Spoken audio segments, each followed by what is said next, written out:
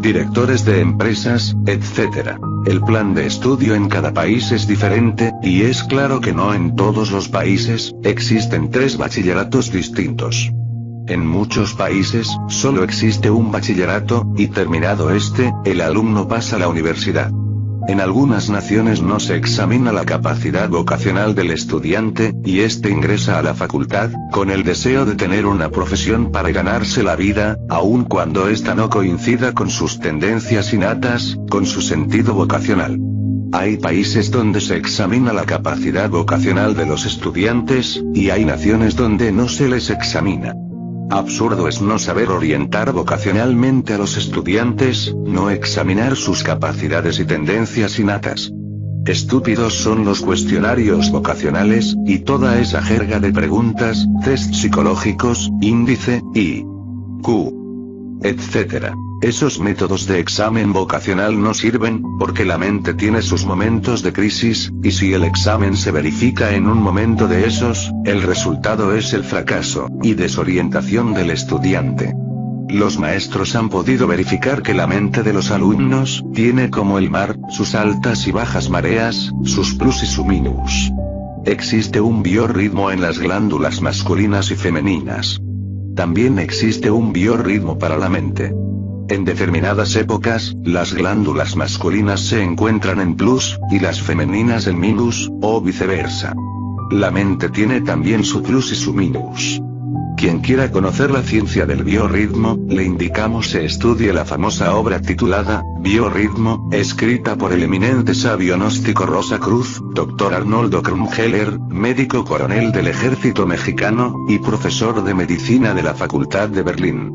Nosotros afirmamos enfáticamente, que una crisis emocional, o un estado de nerviosismo psíquico ante la difícil situación de un examen, puede llevar a un estudiante al fracaso durante el examen prevocacional. Nosotros afirmamos que un abuso cualquiera del centro del movimiento, producido tal vez por el deporte, por una excesiva caminata, o por un trabajo físico arduo, etc., puede originar crisis intelectual, aun cuando la mente se halle en plus, y conducir al estudiante al fracaso durante un examen prevocacional. Nosotros afirmamos que una crisis cualquiera, relacionada con el centro instintivo, tal vez en combinación con el placer sexual, o con el centro emocional, etc., puede llevar al estudiante al fracaso durante un examen prevocacional. Nosotros afirmamos, que una crisis sexual cualquiera, un síncope de sexualidad reprimida, un abuso sexual, etc., puede ejercer su influencia desastrosa sobre la mente, llevándola al fracaso durante un examen prevocacional. La educación fundamental enseña, que los gérmenes vocacionales, se hallan depositados, no solamente en el centro intelectual, sino también en cada uno de los otros 4 centros, de la psicofisiología de la máquina orgánica. Es urgente tener en cuenta los 5 centros psíquicos, llamados, intelecto, emoción, movimiento, instinto y sexo. Es absurdo pensar que el intelecto es el único centro de cognición.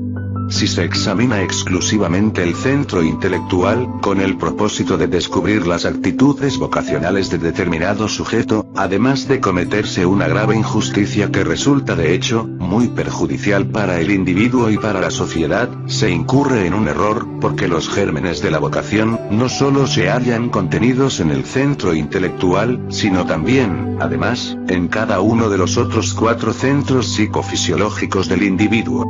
El único camino obvio que existe para descubrir la verdadera vocación de los alumnos y alumnas, es el amor verdadero. Si padres de familia y maestros, se asocian en mutuo acuerdo para investigar en el hogar y en la escuela, para observar detalladamente todos los actos de los alumnos y alumnas, podrían descubrir las tendencias innatas de cada alumno y alumna. Ese es el único camino obvio que permitirá a padres de familia y maestros, descubrir el sentido vocacional de los alumnos y alumnas. Esto exige amor verdadero de padres y maestros, y es obvio que si no existe verdadero amor de los padres y madres de familia, y auténticos maestros vocacionales, capaces de sacrificarse de verdad por sus discípulos y discípulas, tal empresa resulta entonces impracticable. Si los gobiernos quieren de verdad salvar a la sociedad, necesitan expulsar a los mercaderes del templo con el látigo de la voluntad. debe iniciarse una nueva época cultural, difundiendo por doquier la doctrina de la educación fundamental. Los estudiantes deben defender sus derechos valerosamente, y exigir a los gobiernos, verdaderos maestros vocacionales. Afortunadamente existe el arma formidable de las huelgas, y los estudiantes tienen esa arma. En algunos países ya existen dentro de las escuelas, colegios y universidades, ciertos maestros orientadores, que realmente no son vocacionales, el puesto que ocupan no coincide con sus tendencias innatas. Estos maestros, no pueden orientar a los demás, porque ni a sí mismos pudieron orientarse. Se necesita con urgencia, verdaderos maestros vocacionales, capaces de orientar inteligentemente a los alumnos y alumnas. Es necesario saber que debido a la pluralidad del yo, el ser humano representa automáticamente diversos papeles en el teatro de la vida. Los muchachos y muchachas, tienen un papel para la escuela, otro para la calle, y otro para el hogar. Si se quiere descubrir la vocación de un joven, o de una joven, hay que observarlos en la escuela, en el hogar, y aún en la calle. Este trabajo de observación, solo pueden realizarlo los padres y maestros verdaderos en íntima asociación. Entre la pedagogía anticuada, existe también el sistema de observar calificaciones, para deducir vocaciones. El alumno que se distinguió en civismo con las más altas calificaciones, es entonces clasificado como un posible abogado, y el que se distinguió en biología, se le define como un médico en potencia, y el que en matemáticas, como un posible ingeniero, etc. Este sistema absurdo para deducir vocaciones, es demasiado empírico, porque la mente tiene sus altas y sus bajas, no solo en la forma total ya conocida, sino también en ciertos estados particulares especiales. Muchos escritores que en la escuela fueron pésimos estudiantes de gramática, descollaron en la vida como verdaderos maestros del lenguaje. Muchos ingenieros notables, tuvieron siempre en la escuela, las peores calificaciones en matemáticas, y multitud de médicos, fueron en la escuela reprobados en biología y ciencias naturales. Es lamentable que muchos padres de familia, en vez de estudiar las aptitudes de sus hijos, solo vean en ellos la continuación de su querido ego, yo psicológico, mí mismo. Muchos padres abogados quieren que sus hijos continúen en el bufete, y muchos dueños de negocios, quieren que sus hijos continúen manejando sus intereses egoístas, sin interesarles en lo más mínimo, el sentido vocacional de ellos. El yo quiere siempre subir, trepar al tope de la escalera, hacerse sentir, y cuando sus ambiciones fracasan, entonces quieren lograr por medio de sus hijos, lo que por sí mismos, no pudieron alcanzar. Estos padres ambiciosos, meten a sus muchachos y muchachas, en carreras y puestos, que nada tienen que ver con el sentido vocacional de estos.